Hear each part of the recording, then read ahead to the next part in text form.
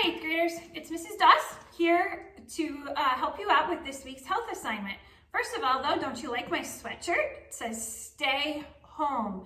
If we are all staying home right now, hopefully we can get back to school in the month of May. I don't know about you guys, but I miss school. I love teaching.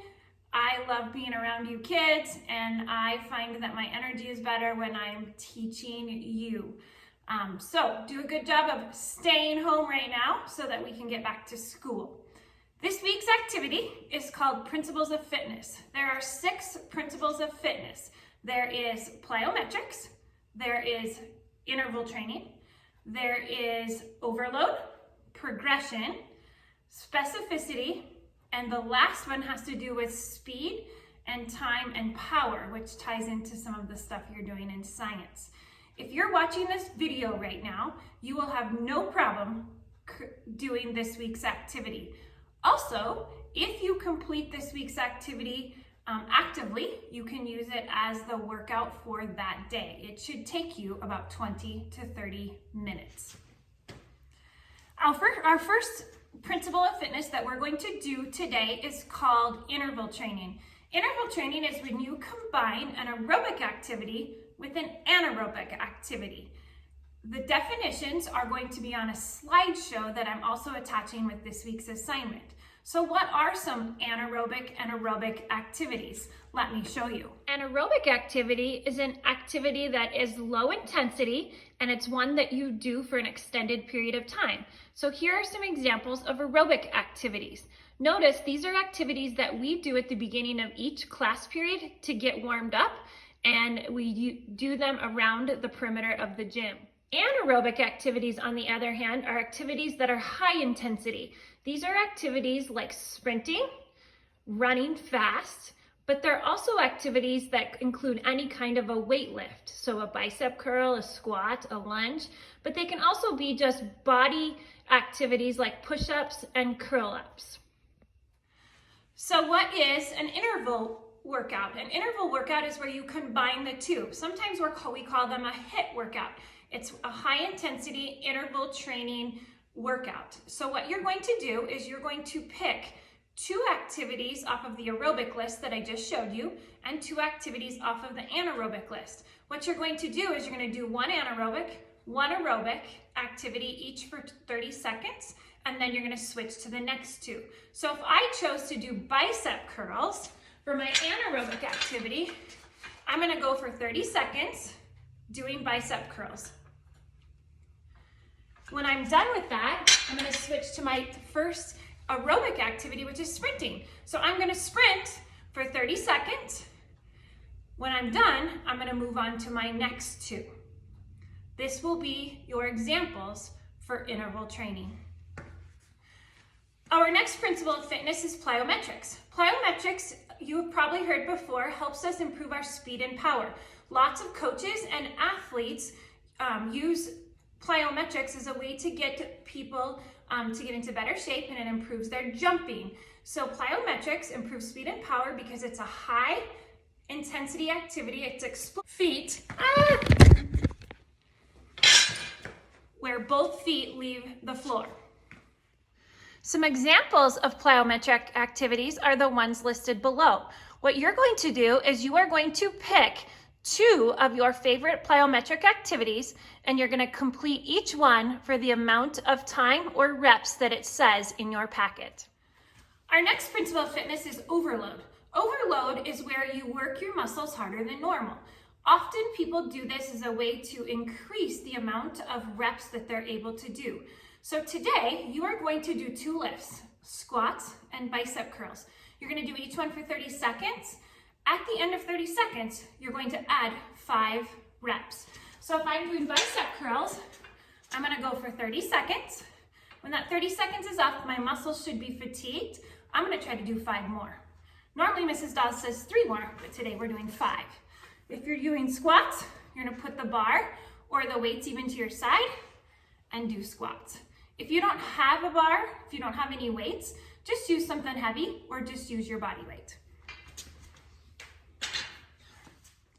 Our next principle of fitness is progression. Progression is where you overload, the one before, your muscles gradually. So what that means is that each time you do it, you just add a few reps each day. So for instance, if I'm doing 10 push-ups today, tomorrow I want to be able to do 12, the next day 14. So you're just adding a little bit more. If I were running for 2 minutes one day, the next day maybe I'm gonna try to run for 2 minutes and 30 seconds. So what you're doing is overloading your muscles gradually. So what I would like you to do is to go back to that aerobic activity sheet that I showed in the previous video and pick 2 activities. You're going to do 10 reps of each one, and then you're just going to add 2. I'm going to show you those activities right now. So you're going to pick 2 of these, and you're going to do each one for 10 reps, and then at the end, you're going to do 2 more, and then fill in your chart.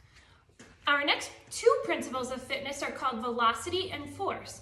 Velocity, as you know from science, is speed, and force is resistance. So in this one, you're going to do push-ups. You're going to do modified push-ups, you're going to do full push-ups, and you're going to do push-ups with someone pushing on your back. Let me show you these examples. Okay, Cole here is going to show you a modified push-up. He has his knees down, and he's going to do 2 modified push-ups.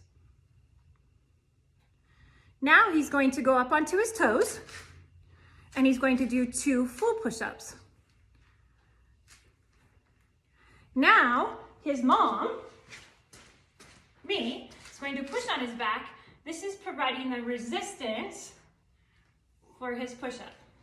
Just lightly have someone push on your back. What you're going to do is you're going to fill in the grid, and you're going to answer the question, what happened to your speed and velocity as someone was pushing on your back?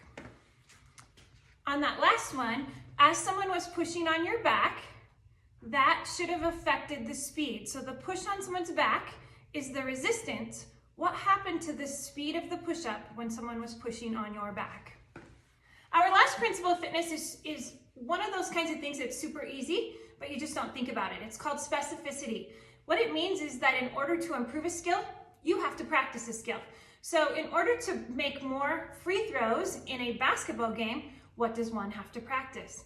In order to kick and be able to pass a soccer ball to a teammate, what do you have to practice? In order to be a good football player and be able to avoid getting tackled, what does one need to practice? So specificity is just that specific practice that improves a skill. These are your principles of fitness for today. The last thing I would like to talk about is the FIT principle. You've often heard of the letters F-I-T-T. They stand for specific work. This is the FIT principle. F stands for frequency, I stands for intensity, T stands for time, and T stands for type. Notice there's a short definition for each one.